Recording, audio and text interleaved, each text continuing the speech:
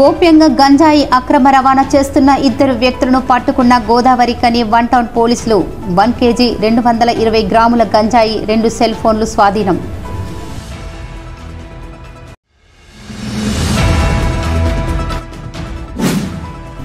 ఏఐటీయూసీలో చేరిన OCP5 ఉద్యోగులు కండువా కప్పి యూనియన్లోకి ఆహ్వానించిన ఏఐటీయూసీ ఉప ప్రధాన కార్యదర్శి మడ్డి ఎల్లాగౌడ్.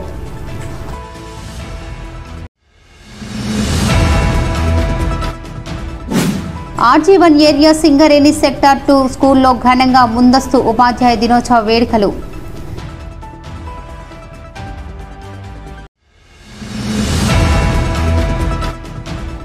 CITU సొంత ఇంటి అమలు పోరాటాన్ని తప్పుదోవ పట్టిస్తున్న నాయకులకు బుద్ధి చెప్పండి. గోడ పోస్టర్ను ఆవిష్కరణలో CITU RG1 కార్యదర్శి శ్రీనివాస్ పిలుపు.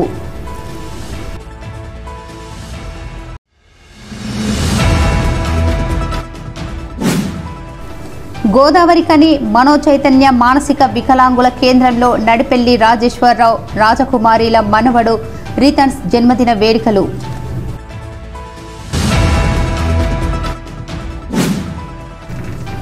గణపతి నవరాత్రుల్లో భాగంగా 9వ రోజు గణేష్ మండపాల వద్ద భక్తుల నుండి విశేష పూజలను అందుకున్న గణపయ్య.